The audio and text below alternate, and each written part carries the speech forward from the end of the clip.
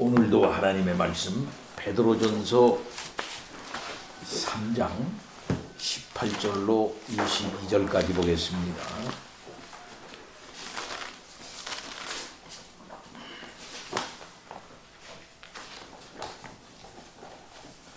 (3장 18절입니다) 그리스도께서도 단번에 죄를 위하여 죽으사 의인으로서 불의한 자를 대신하였으니 이는 우리를 하나님 앞으로 인도하려 하심이라. 육체로는 죽임을 당하시고 영으로는 살리심을 받으셨으니 그가 또한 영으로 가서 옥에 있는 영들에게 선포하시니라.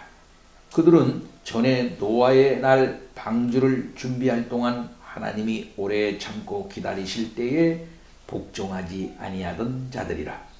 방주에서 물로 말미암아 구원을 얻은 자가 몇 명뿐이니 겨우 8명이라. 물은 예수 그리스도께서 부활하심으로 말미암아 이제 너희를 구원하는 편이 곧 세례라. 이는 육체의 더러운 것을 제하여 버림이 아니요 하나님을 향한 선한 양심의 간군이라. 그는 하늘에 오르사 하나님 우편에 계시니 천사들과 권세들과 능력들이 그에게 복종하느니라. 아멘. 우리는 오늘 예수님께서 정말 지옥에 내려가셨나 하는 말씀, 두 번째 말씀을 듣게 됩니다.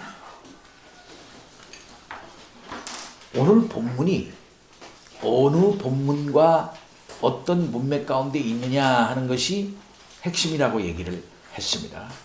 꼭 예수님께서 지옥에 진짜 내려갔나 하는 것을 얘기하는 것이 오늘 본문의 핵심 주제는 아니라는 겁니다. 전체적인 문맥이 어떤 문맥입니까? 고난 가운데 있는 성도들에게 너희의 주께서는 너희의 구원을 완성하시고 하나님 아버지 앞에 너희를 인도하는 데 승리하셨다. 죽음을 이기시고 또 세상 악한 영들의 권세를 다 제압하시고 승리를 선포하시고 그렇게 구원을 받아서 너희들이 결국은 예수 그리스도의 놀라운 은혜로 말미암아 최종적인 단계에 이르도록 된 자들이 너희들이니 이 세상의 고난 가운데서도 참고 견뎌 나가야 할 것이다. 그리스도를 믿고 의지해라. 그리스도는 궁극적으로 승리하신 분이시다 하는 사실을 아주 효과적으로 구약의 예를 들어서 선포하심으로써 그들에게 신앙적인 확신을 주기 위한 본문이다 라는 것이죠. 이게 핵심이에요. 요걸 놓치면 안 됩니다. 그런 가운데 오늘 본문과도 같은 조금 어려운 본문이 들어가 있다 이렇게 말할 수가 있겠습니다. 여기에는 세 가지의 어떤 사건이 중첩이 되고 있다는 걸 먼저 알아야 되겠습니다. 하나는 예수 그리스도께서 단번에 죽으사 하나님 아버지 앞에 우리를 인도한다 하는 것. 그래서 올라가는 걸 말하는 올라가는 거. 우리는 이렇게 쭉 올라가는 그런 이미지예요. 전체가 다. 그 구원받아가지고 하나님 앞에 인도된다.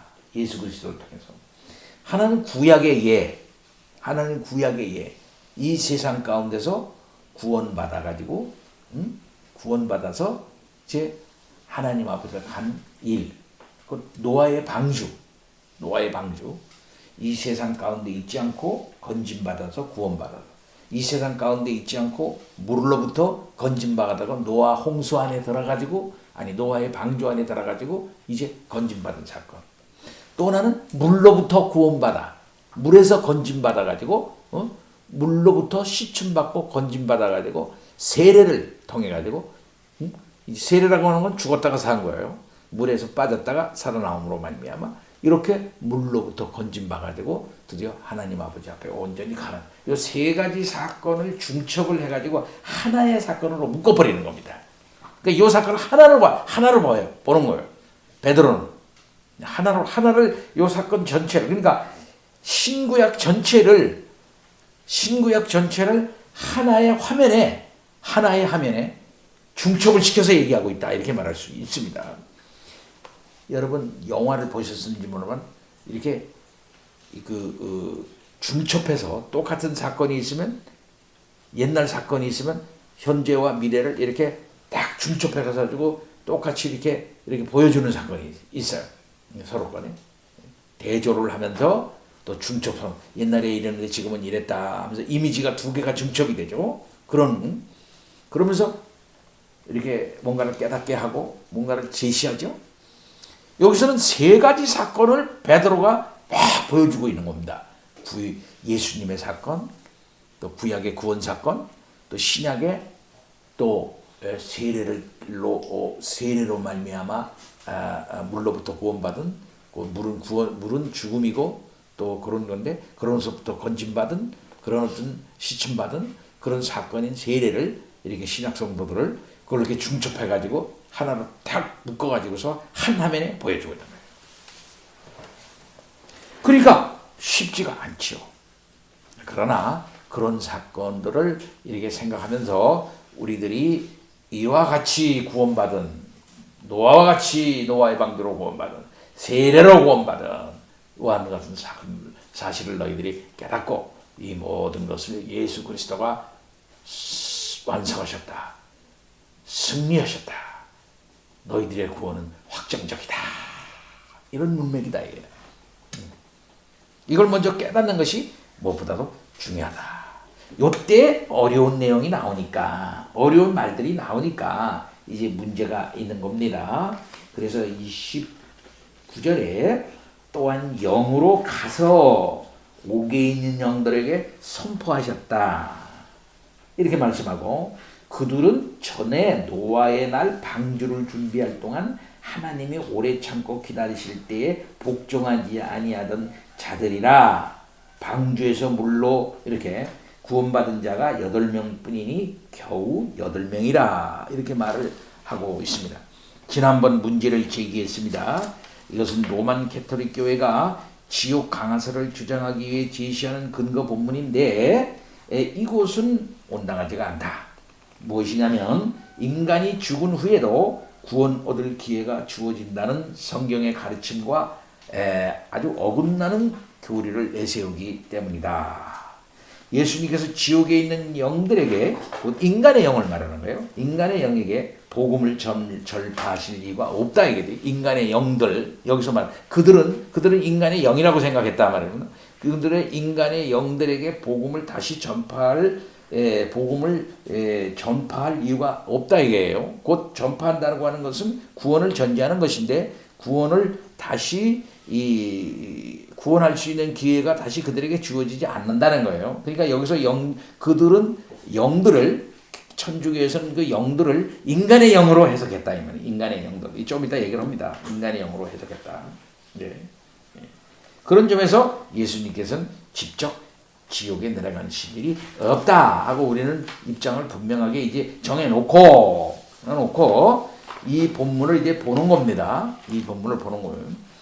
이 본문을 봄에 있어서 저는 박영돈 교수라고 고신대의 교의학 교수로서 은퇴하신 어른이 있어요. 그분이 이 본문을 설교로서 해설한 것을 갖다가 인터넷에 띄웠어요. 하필이면 나한테 이 본문을 설교하라고 나한테 주어졌다. 이건 많은 설교자들이 피하는 본문인데 하필이면 나한테 이 본문이 주어지기 때문에 나는 피하지 않고 한번 해보겠다 해가지고 고신대 대학원 새벽기도 시간에 이 본문을 다룬 그런 글이 있어요. 그 글을 제가 적극적으로 참고해서 오늘 얘기를 하는 겁니다. 따라서 그런 교의학 교수로서 바른 개혁주의적 전통에 서 있다 하고 저는 믿기 때문에 그분의 글을 많이 참고해가지고 오늘 이제 얘기를 하는 겁니다. 그러니까 전체적인 본문의 흐름이 그것이다 이거야. 이걸 놓치면 안 된다 이거야. 이걸 놓치면 안 된다. 본문의 문맥 그거. 그 다음에는 아까 얘기한 것처럼 우리의 교리에 기초해서 볼 때, 교리에서 기초해 볼 때 우리 주님이 지옥에 내려가지고서 그들에게 복음을 전파한 일은 없다 이거야. 이런 각도에서 이제 해석을 하는 겁니다. 자, 이게 성경의 아주 난해한 본문인데 이 구절에 대해서는 굉장히 많은 학자들이 얘기를 했어요. 자, 따라서 예수님의 음부 강화를 말하고 있는 것인지 과연 이것이 여기에 대해서 많은 이제 견해가 있다 이겁니다. 먼저 고대의 견해. 초대 교부 클레멘트와 오리겐이라는 사람의 견해입니다.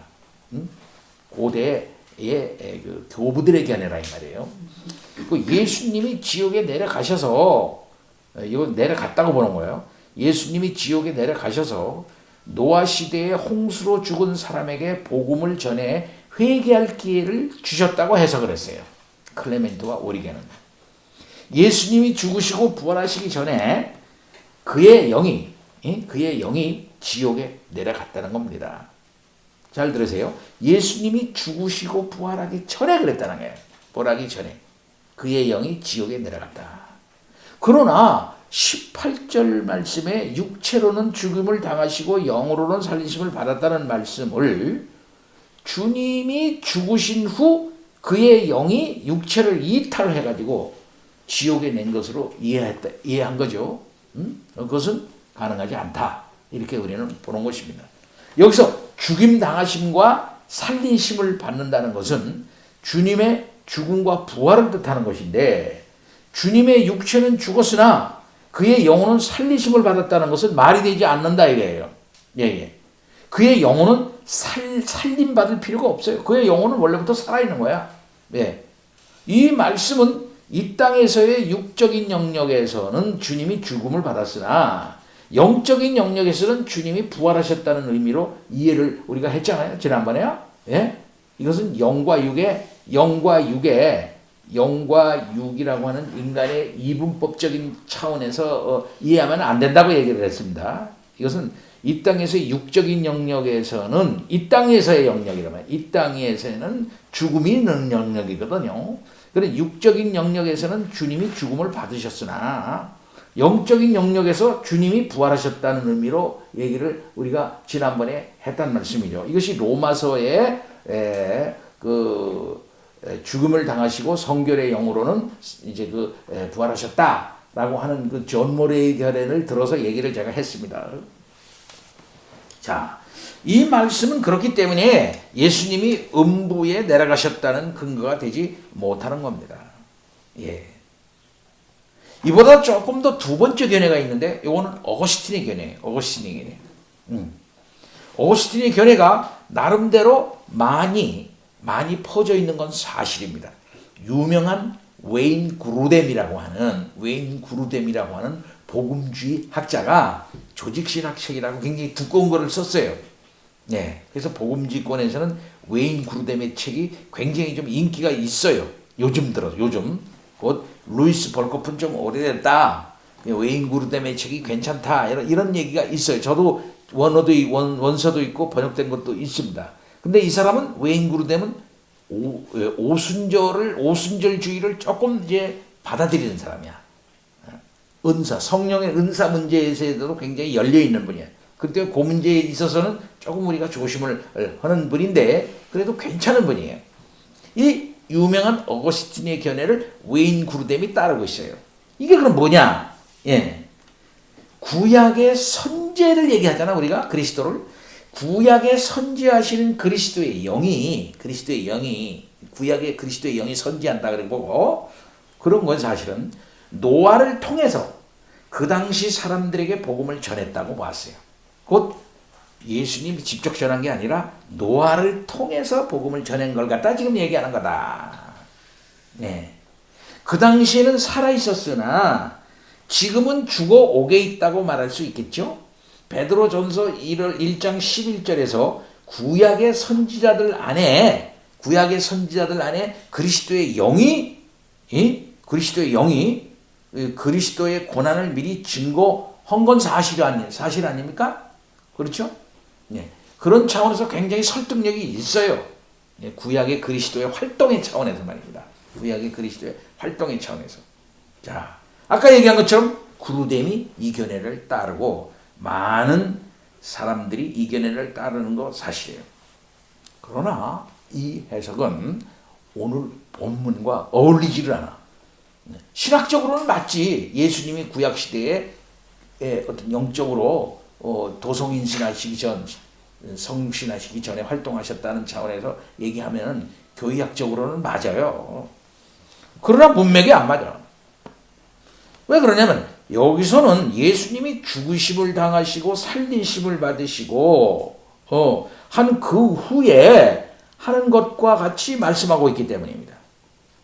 그러니까 예수님이 돌아가시기 전에, 이 땅에 오시기 전에 활동을 얘기한 게 아니라 예수님이 이 땅에 오셔서 도성인신 하시고 죽으시고 부활하신 후의 활동으로 지금 본문은 얘기하고 있다 이 말이에요.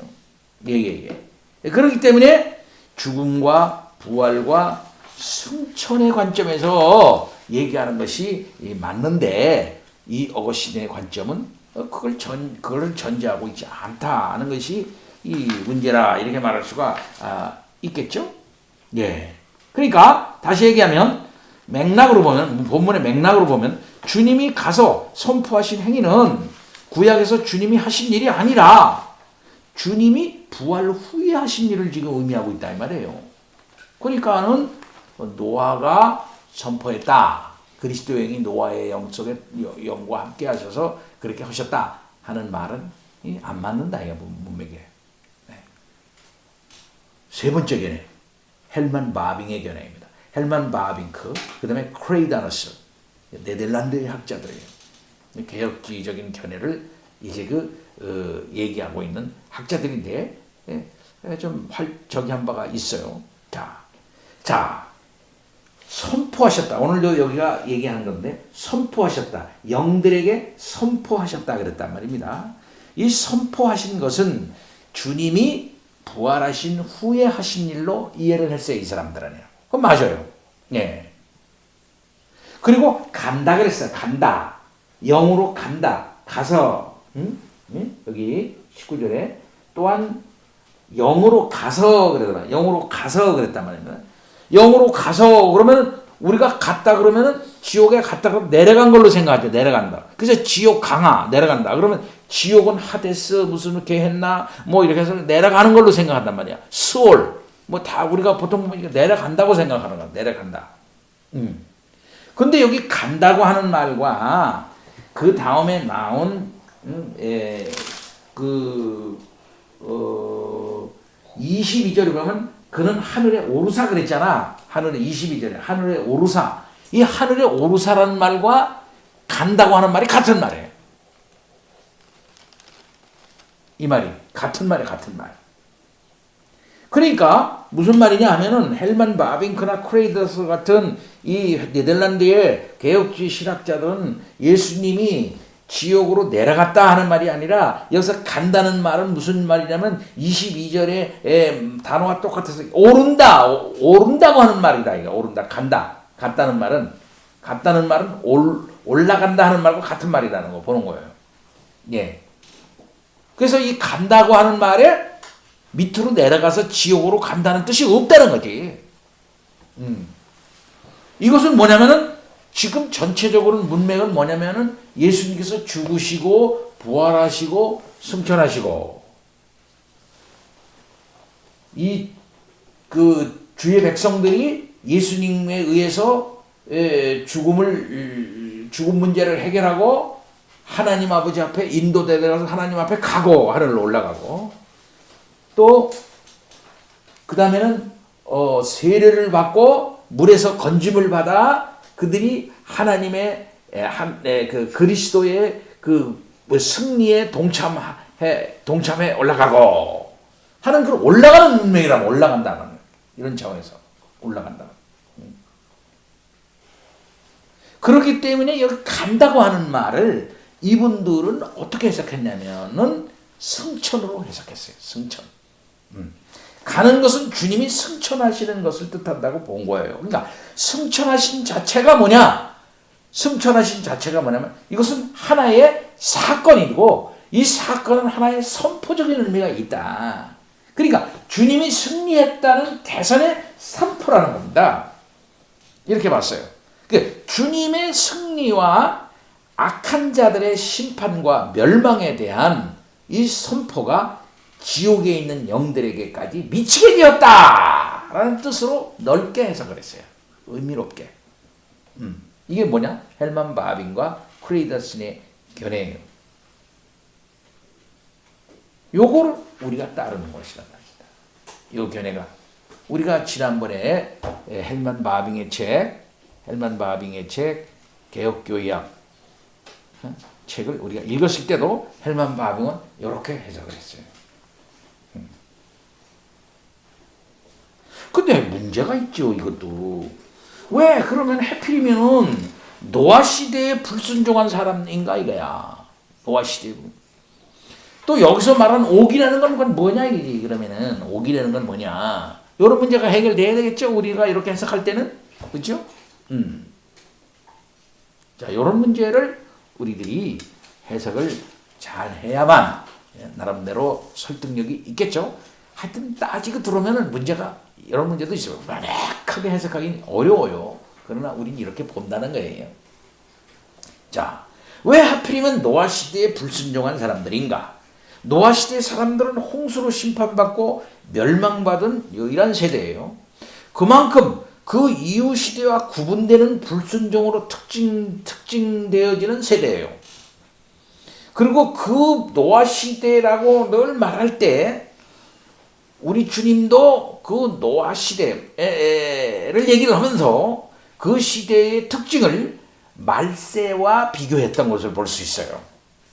응?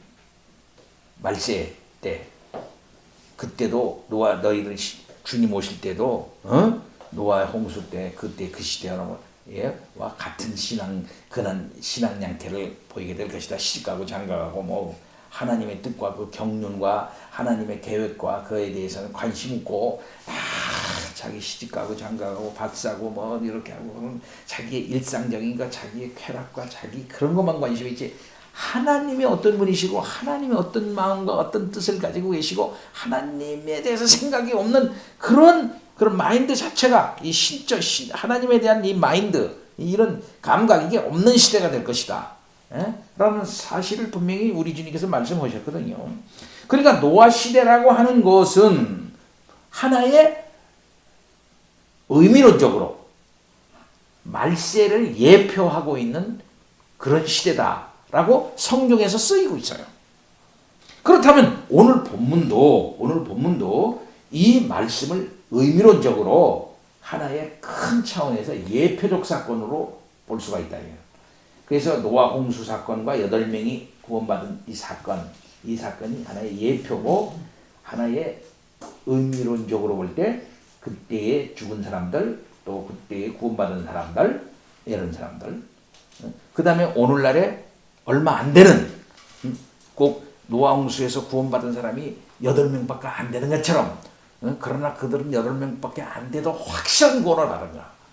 그런 것처럼 세례로 말미암아 죽은 가운데서 물에서 건짐받아 물에서 시침받아가지고 세례를 그리스도 안에서 받은 이 사람들의 구원은 너무나도 확실한 것처럼 얘기를 하고 있는 것이다 이 말이죠.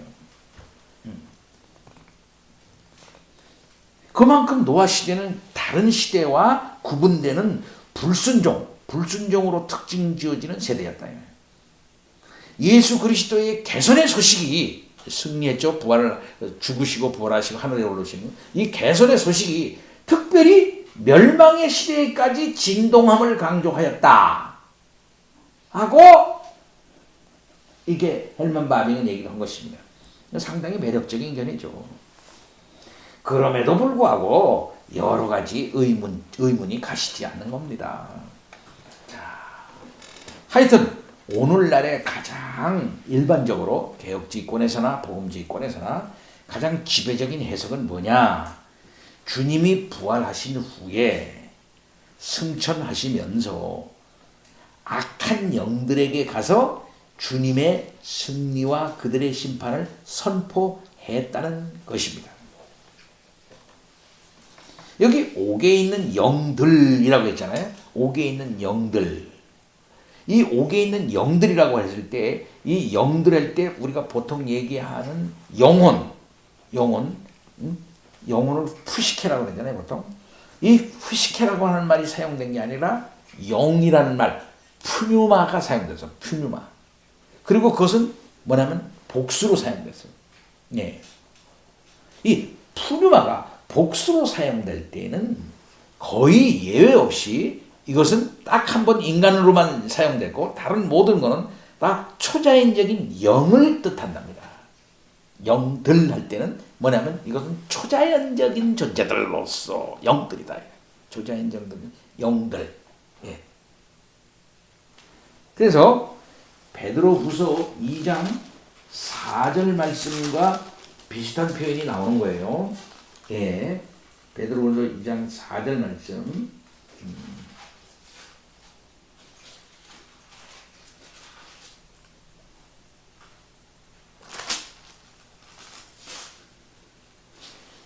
하나님이 범죄한 천사들을 용서하지 아니하시고, 하나님이 범죄한 천사들을 용서하지 아니하시고 지옥에 던져 어두운 구덩이에 두어 심판 때까지 지키게 하였으며 할 때 그 영, 여기 분명히 나오죠. 범죄한 천사들이라고 나오고 있어요. 그래서 이 푸뉴마가 복수로 사용될 때는 이 초자연적인 영을 뜻한답니다. 그러니까 하나님이 2장 4절에 베드로후서 2장 4절에 하나님이 범죄한 천사들을 지옥에 던져 심판 때까지 지키게 하셨다고 그랬어요. 예. 이렇게 해석하는 것이 22절에 주님이 하나님이 우편에 앉으사 천사들과 권세들을 복종케 하셨다는 말씀과도 잘 연결이 됩니다. 그러니까 여기서 말하는 옥이라고 하는 것은 무엇이냐면 악한 영에 하나님께서 심판 때, 완전한 심판 때까지 가둔 곳. 근데 원래 성경에 옥이라고 하는 말 속에는 이 가둔다 하는 의미는 없대요. 가둔다는, 제가 살펴보니까 가둔다는 말은 없대. 그러면 그런 악한 영들을 임시적으로 거기 있게 한 어떤 장소, 예, 그런 이렇게 얘기를 하는 거죠. 그러니까 이것은 결국은 뭐냐 하면은 1세기 당시 유대인들 그 당시 시대의 이 어떤 우주관을 반영하는 말이다. 우주관을 반영하는 말이다. 그래서 바울도 뭐 1층 있고 3층 천이 있고 뭐 이런 말 있잖아요. 근데 그것이 오늘 무슨 의미인가 하는 것에 대해서는 잘 모르지만은, 과학적으로는 잘 안 되지만은, 바울은 이제 그렇게 얘기를 해서 그 당시 시대의 우주관을 반영하고 있는 거예요. 그러니까 베드로도 그 당시 시대의 그 우주관이 배경이 되어 가지고 또 그 당시 시대의 사람들이 충분히 알아들을 만한 그런 우주관을 가지고 얘기를 하는 거예요. 그러니까 악한 영들을 하나님께서 임시적으로 거기 있게 한, 그래서 가둔 그런 어떤 곳이 있다라고 전제를 한다면, 우리 주님이 올라가시고 부활하시고 승천하시면서 그들에게 자기의 승리를 선포한다. 뭐 그들을 전도해가지고 회개하도록 한 거 아니고 그들에게 승리를 선포하고 이렇게 했다. 이렇게 해석한다 이게 우리는. 근데 여기에도 많은 반론이 있을 수가 있죠. 그러나 우리는 그렇게 본다는 겁니다. 예. 그러니까 오늘 본문은 주님이 죽으신 후 그의 영이 지옥에 하강했다라고 말하는 게 아니라는 거예요. 오히려 주님이 부활하신 후 하신 일이 있으니 그것은 하나님께 가시는 승천인데, 하나님께 가시는 승천 아닙니까? 내려가는 게 아니라 올라가는 게 우리 주님이. 이제 승천이 이 자체가 승리의 선포인과 동시에 이 악한 영들, 하나님을 배반하고 또 있었던 그 악한 영들, 그들에게 승리와 또 그들에게 대한 심판을 선포하는 그런 것이다. 그래서 승천하시면서 에베소서에서 바울이 말한 하늘에 있는 악한 영들에게 가서 선포했다고 볼 수도 있다라고 해석하는 것입니다. 그러니까 본문의 핵심 메시지는 예수님이 과연 음부에 하강하셨는지 이게 아니라 음부에 하강하셨나 이게 아니라 오히려 다시 한번 얘기하거니와 본문의 본문의 의도를 깨달아야 되고 본문의 의도 자체는 커다랗게 전체적으로 흐르는 문맥과 연결되는 겁니다. 그건 뭐냐? 의를 위해 고난받는 이들을 위로하는 것 아니겠어요? 그러니까 14절에 의를 위하여 고난을 받으면 복 있는 자니 그들이 두려워하는 것을 두려워하지 말고 근심하지 말라고 했어요. 왜 근심하지 말아야 되느냐? 그리스도도 의인으로서 불의한 자를 대신하여 고난 받으셨으나 그 고난 받는 그것이 혼자만 고난 받는 게 아니고 그리스도도 그랬잖아. 너희들을 위해서 단번에 고난 받아서 너희를 하나님께로 인도하려 하심이라 그랬어요. 근데 그것은 그걸로 끝나는 것이 아니라 그의 부활과 승천으로 연결되면서 결국은 궁극적인 악의 세력을 정복하시고 결국 승리하셨다 라고 하는 사실을 통해서 그들을 위로하려고 하셨다 하는 것입니다. 근데 베드로는 의를 위해 고난당하신 이들에게, 고난당하는 사람들에게 불순종으로 특징 지어지는 완악한 노아 시대를 통해서 그 얘기를 아주 설득력 있게 얘기해주고 있다 이 말이죠. 그 시대는 악의 세력이 더 창궐했고 믿는 자는 훨씬 더 적었던 시대예요. 노아가 방주를 짓는 오랜 세월 동안 그들에게 의를 전파했어요. 그러나 그 시대 사람들은 아무도 노아를 믿지 않았어요. 이것이 그 시대에 살아가는 사람들에게는 고난이었어요. 고통이었어요. 이 시대는 진짜 우리 말을 안 듣는구나. 이 비진리를 믿구나. 안 믿는구나. 관심이 없구나. 경건하구나. 아예 진리에 대해서 관심이 없다. 이 말. 관심이 없다. 그들을 조롱했어요. 그래서 노아는 의로운 사람인데 하나님의 뜻과 그 경륜에 서서 사는 사람인데 하나님의 계시를 받은 사람인데 그 의를 위해서 오랜 동안 고난을 받은 사람이 그러나 노아 홍수를 짓고 그 안에 들어감으로 말미암아 믿고 의지함으로 결국은 구원받았지 않았느냐.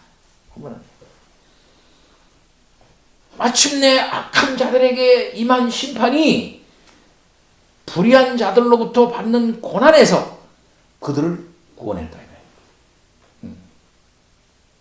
이 사실을 깨달아라. 그야말로 그러면서 물하고 연결지어. 이미지를 물하고 연결지면서 홍수 물은 심판의 물이야. 그렇죠? 죽음의 물이야. 그건 죽음이야. 빠지면 죽어. 그래서 거기서 건짐받는다는 건 산다는 걸 말하는 거예요. 그 물로 말미암아 구원을 얻었다. 물로 말미암아 구원을 받은 것입니다. 악한 자들을 멸망시킨 물이 그들이 탄 방주를 떠받쳐 주었다. 그렇다면 악한 자들을 심판하는 방편이 물이었죠. 그 물이 그들을 구원하는 방편이 된 것이다 이 말이에요. 베드로는 이와 같은 의미상의 그 표적적인 의미의 연결을 통해서 노아의 홍수를 예수 그리스도 안에 궁극적인 구원의 예표로 보았고 이것을 세례와 연결시키는 것입니다. 하나님이 악한 자들을 다시 심판의 홍수로 다 쓸어버리셔야만 하는데 그의 심판과 진노를 십자가 위에 달리신 당신의 아들 위에 쏟아부으셨고, 그래서 십자가는 예수님께는 뭐하냐면 제2의 홍수와도 같은 심판이야. 그는 온 우리를 위해서 우리에게 임할 이 죽음의 홍수를 그가 받으셔서 가지고 거기서 빠져 죽으셨어. 그리고 그가 부활하신 거기서 나와. 그래서 그가 방주가 되시고 온 인류를 덮어야 할 심판의 홍수가 예수님을 덮쳤기 때문에 우리가 그 심판에서 노아 홍수에 쏙 들어간 것처럼 구원을 받은 것입니다.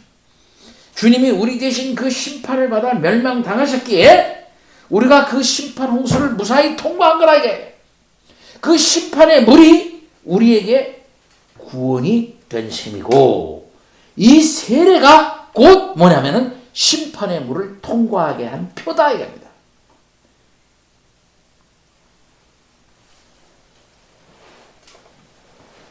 세례가 참으로 우리를 구원하는 효력이 기계적으로 있는 건 아니지만, 기계적으로 있는 건 아니에요. 그러나 그것은 우리를 이 죽음의 물에서 건져내서 예수 그리스도와 합해짐으로 말미암아 그 노아 홍수 속으로 쏙 들어간 것과 같이 세례를 통해 가지고 우리를 예수 그리스도 안으로 쏙 들어오게 그렇게 한 것이다. 곧 예수 그리스도의 죽음을 통해서 우리는 예수 그리스도의 부활 안에 참여하였고 드디어 예수 그리스도와 함께 우리는 그야말로 궁극적으로 승천하는 자가 됐다. 그래서 그리스도의 승리에 동참하는 자가 됐다. 하는 걸 얘기하고 있어요. 그래서 예수님이 불의한 자를 대신해서 죽으셨으나 하나님이 그를 다시 살리심으로 그가 의로우심을 하나님의 아들이심으로 다 입증된 거 아니에요? 그가 의를 위해 받는 고난의 열매로 승리와 영광을 얻게 하셨지 않습니까? 그리고 주님이 승천해서 하나님의 우편에 앉아서 모든 악한 영들과 세력을 딱 누르시고 그것들을 딱 주관하게 되었다 이 말이에요. 그래서 그는 하늘에 오르사 하나님 우편에 22절에 하나님의 우편에 계시니 천사들과 권세들과 능력들이 그에게 복종한다 그랬어요. 이것은 뭐냐면 영적 존재들이에요. 천사들과 권세들과 능력들은 다 영적 존재를 말하는 거예요. 우리 신자도 잠시 의의 고난을 받지만은 주님의 승리와 영광에 참여하게 될 것이다. 그러니 낙심하지 말고 두려워하지 말라. 이렇게 얘기를 보고 있는 거예요. 여기에 노아 홍수 시대가 동원되었고 불순종의 시대의 예표로서, 그리고 또 구원받은 자의 예표로서 8명이 등장하고 세례받은 자로서, 물로부터 세례받은 자로서, 또 시침받은 자로서 딱 구원방주에 들어있는 것처럼 세례로 받은 자들이 딱 드러나고, 그래서 세례는 뭡니까? 죄에 대해서 죽고 하나님에 대해서는 산다는 선한 양심의 다짐이며 서약이 되는 것입니다. 네. 그래서 우리는 세례의 의미를 늘 기억하면서 맨날 살아나가는 거예요. 나는 세례받은 자다. 또 무슨 일이 있으면 너 인마 세례받은 놈이야. 선한 양심. 세례 그 자체가 우리를 구원하는 건 아니지만은 계속 우리를 칩니다. 너 세례받은 놈이 그러면 되냐? 응? 너 옛날에 노아 홍수에서 구원받은 8명에 속한 사람이나 너도 같은 놈인데 네가 다시 물에 빠지진 않지만 물에 빠지는 놈처럼 그렇게 살면 되겠어? 넌 세례받은 사람이야. 넌 승리한 자야. 네 주인은 하늘에 있고 너는 이미 하늘에 승천한 자라. 똑같아 너는. 그러니까 베드로는 이 환난과 핍박을 당하는 신자들에게 세례시의 서약을 일깨우고 그 의미를 일깨워 주고 있는 거예요. 니들은 세례받은 자들이다. 니들은 노아 홍수 안에 들은 8명과 같은 자들이다. 얘기하고 있는 거예요. 사랑하는 성도 여러분, 결국 우리는 주님의 승리와 영광에 참여하게 된 자들이란 얘기라는 겁니다. 고난받은 성도들이요, 지금 너희들이 고난을 받으면서 세상 가운데 약한 자이고 뭐 아무것도 아닌 자 같지만 너희들은 아무것도 아닌 자가 아니다. 너희들이 주님이 승리하셔서 이 모든 악한 영들 다 제압하시고 하늘에 오르셔서 지금 영광스러운 우주적 통치를 하고 계신 분이 너희들 주인 아니냐. 너희들은 그 안에 있는 자들이다. 낙심하지 말아라. 이 암울한 현실 속에 살지만 의를 위해 고난받는 것 자체가 너희들에게는 그것이 일종의 마크와도 같다. 세례받은 자들이요, 고난 가운데서 너희들이 승리할 줄 믿고 결단코 쭈그러들지 말고 담대해라. 너희들은 이긴 자들이다 라고 하는 사실을 얘기하면서 그들에게 위로를 주고 있는 말씀이다 이 말이에요. 그런 가운데 뭐 여운들에게 뭐 옥에 갇힌 영들에게 저기를 전하고 하는 내용이 있지만 그것은 우리가 본문에 해석한 대로 그런 문맥적으로 예수 그리스도의 승천과 연결지어서 우주론적으로 해결해야 된다 하는 것을 말하는 것입니다. 이것이 우리 개혁주의적 견해예요.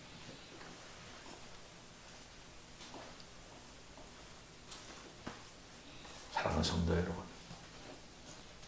그러니 우리가 받은 구원이 얼마나 놀라웠고 우리를 얼마나 하나님이 사랑하셨고 우리 주님이 얼마나 능력 많은 분이라 믿음의 주요 온전케 하신 이인가 하는 사실을 우리가 깨달아야 했어요. 그러니까 늘 예수 믿는 사람은 그런 거예요.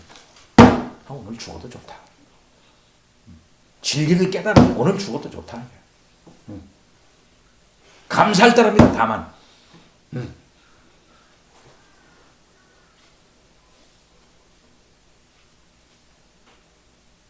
우리의 믿음의 선조들은 그와 같은 확신을 가지고 살았던 거예요. 다 같이 기도합시다. 하나님 아버지 감사합니다. 우리 주님은 하늘에 오르시는데 우주론적 승리를 드러내셨는데 그것은 우리 주님만 그런 게 아니고 노아의 홍수 안에 들었던 것과 같은 자들, 예수 그리스도로 말미암아 그리 안에 들어와 있는 영적 세례를 받은 자들 모두가 그리스도의 승리에 동참하고 있다는 사실을 믿고 그 확신의 가운데 서서 이 더러운 세상, 이 고난의 현실 가운데서도 이겨나갈 수 있는 줄 믿사옵나이다. 믿음 더욱 주옵소서. 이러한 역사적, 신학적 사실에 근거하여 살아나가는 우리들이 되게 하시고 이런 토 위에서 세상을 굽어보며 도도하게 걸어가게 하옵소서. 예수 그리스도 이름으로 기도하옵나이다. 아멘.